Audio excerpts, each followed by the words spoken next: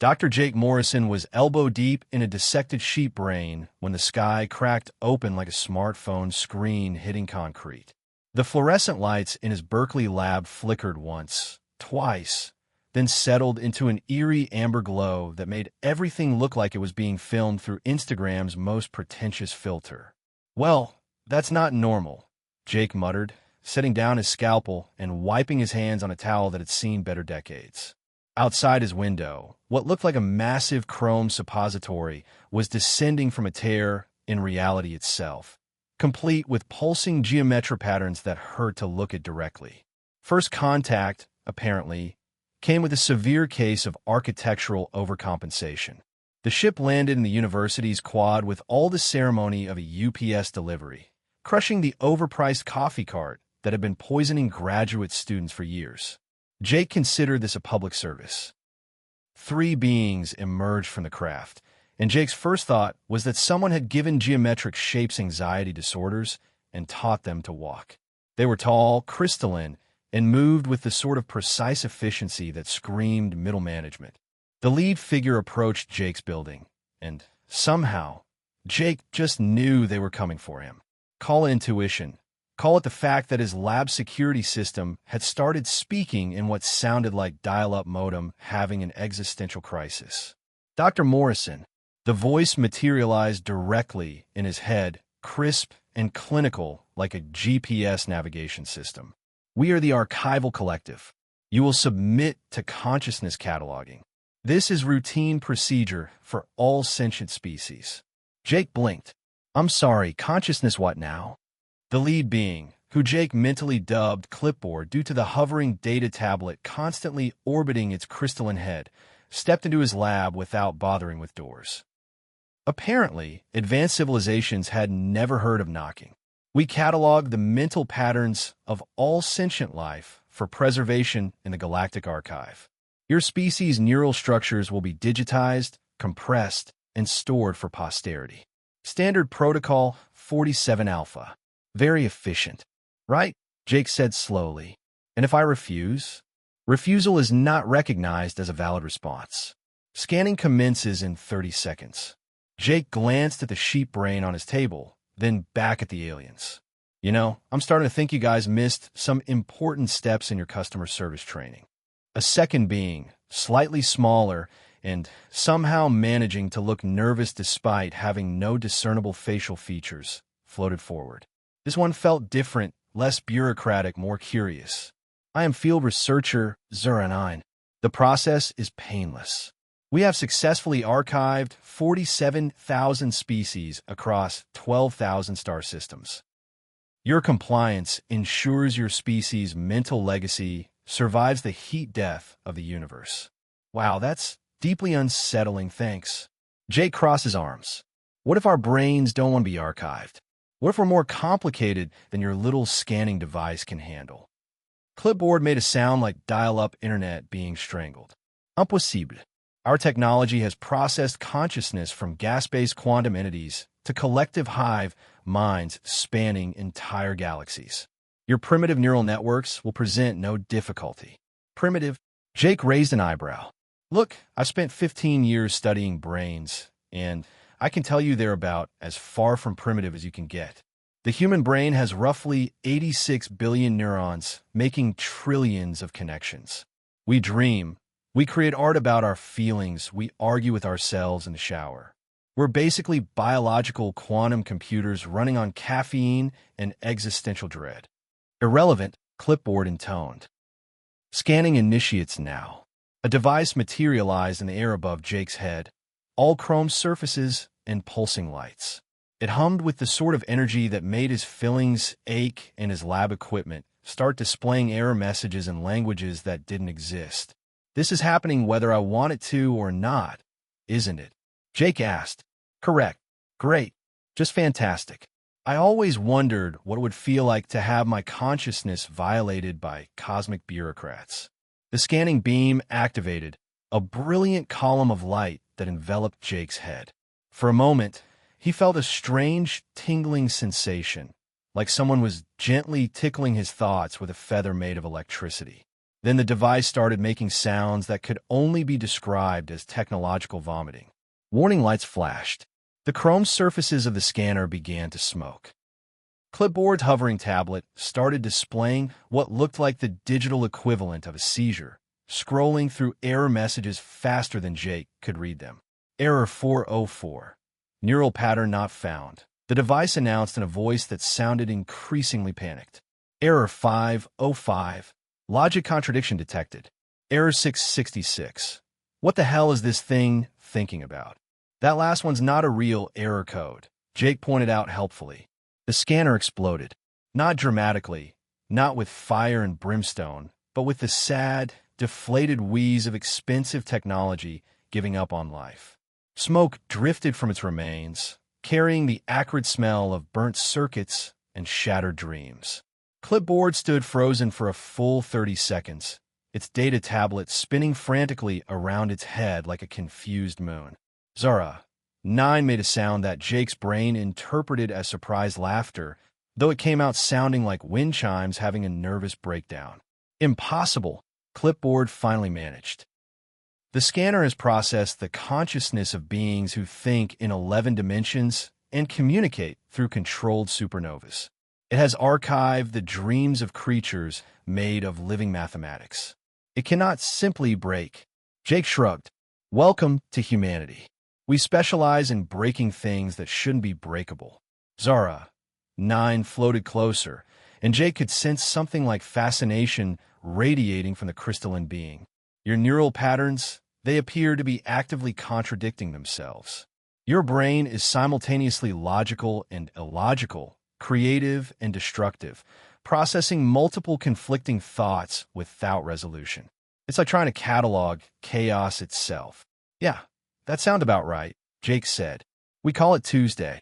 This is unprecedented, Clipboard muttered, its tablet now displaying what looked like a blue screen of death in 17 different languages.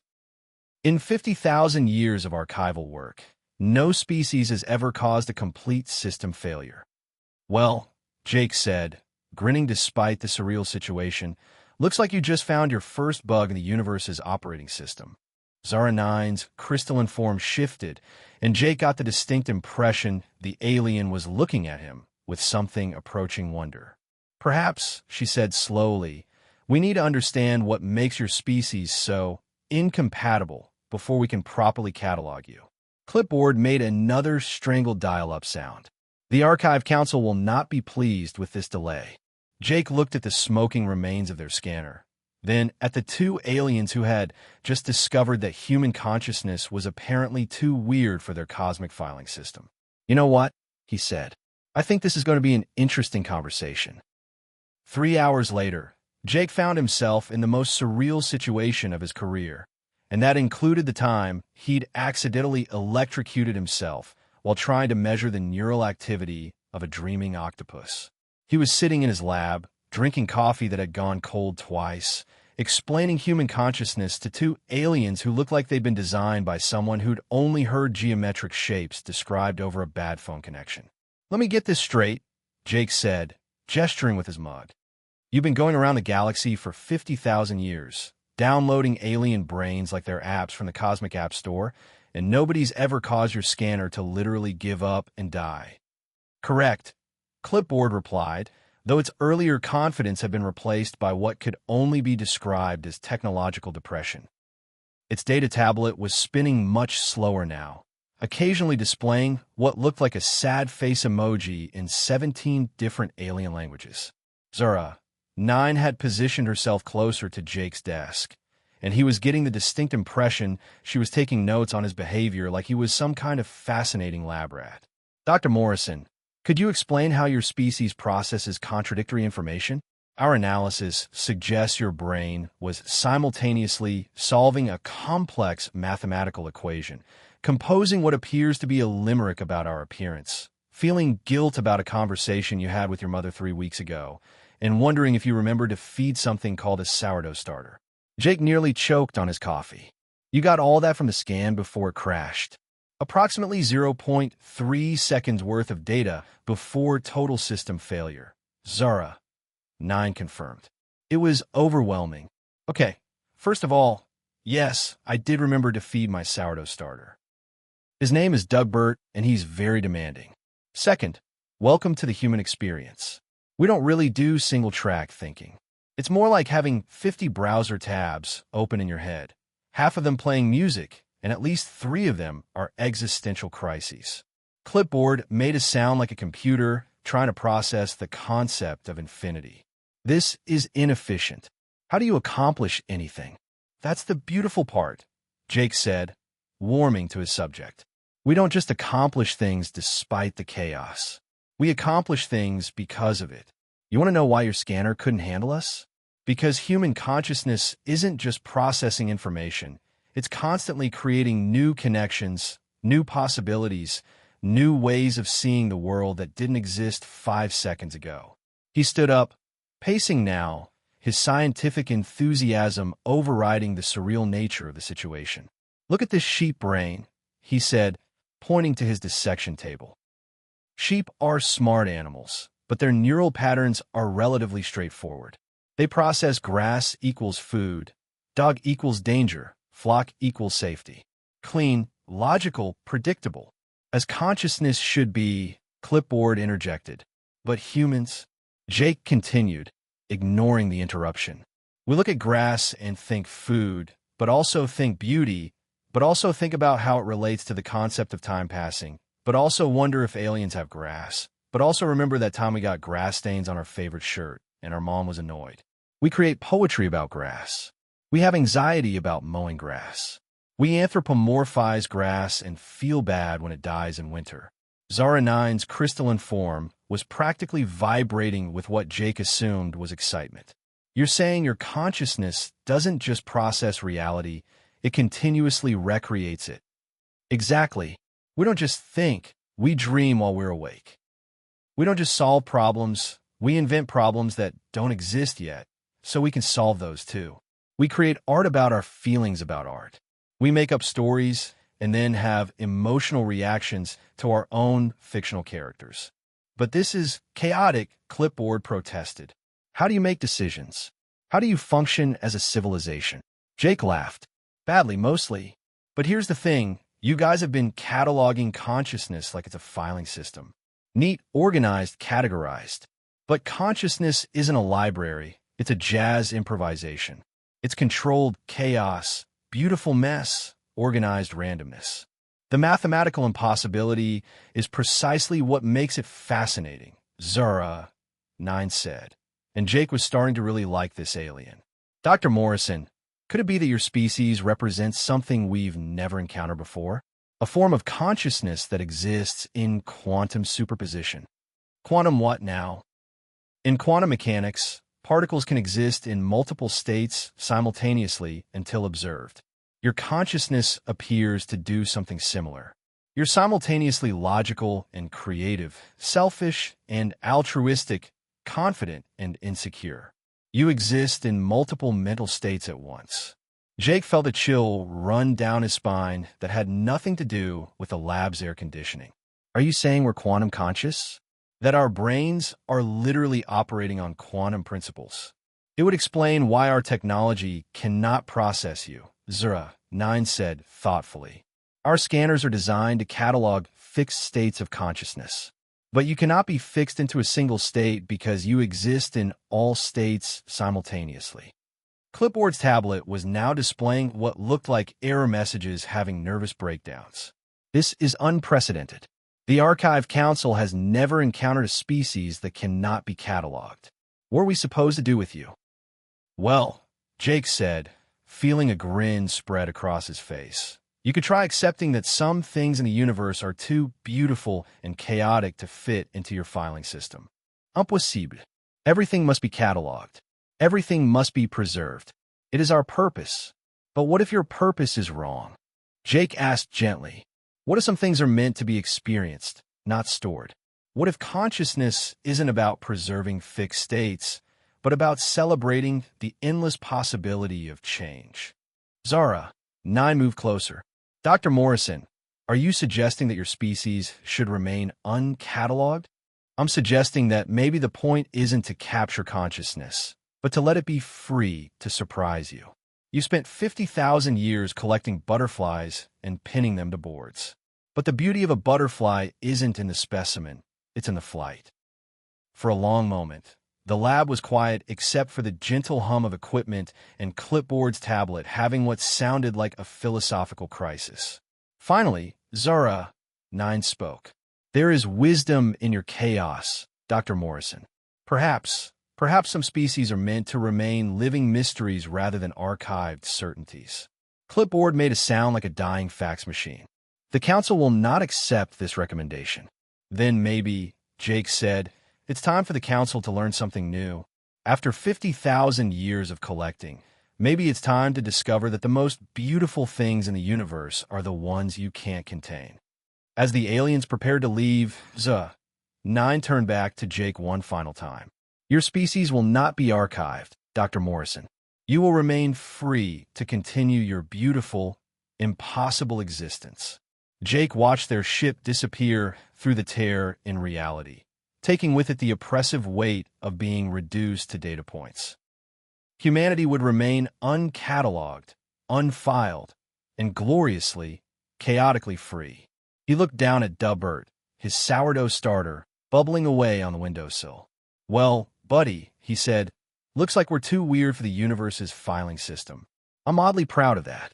Outside, the sky sealed itself, leaving only a Berkeley afternoon and the lingering scent of ozone.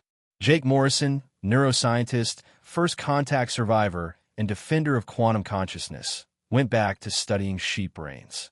Some mysteries, he reflected, were worth preserving.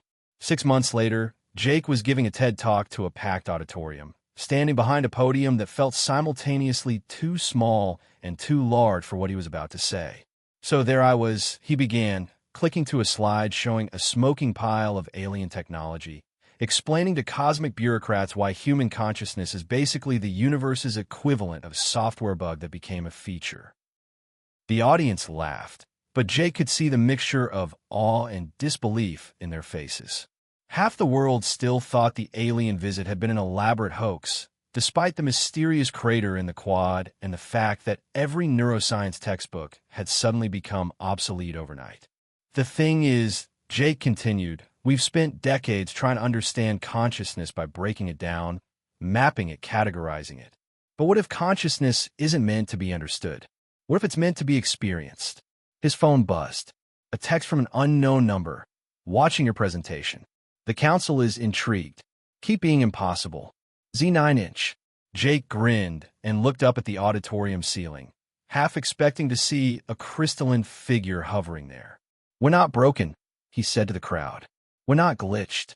We're quantum jazz musicians playing a song that changes every time someone tries to write it down. In the back row, a graduate student raised her hand. Dr. Morrison, if we're really quantum conscious, what does that mean for artificial intelligence? For the future? Jake paused, thinking about Dubbert bubbling away in his lab, about dreams within dreams, about the beautiful impossibility of explaining a sunset to someone who had never seen color. It means, he said finally, that no matter how advanced we become, no matter how much we learn, there will always be something gloriously, chaotically human that can't be copied, can't be cataloged, and can't be contained.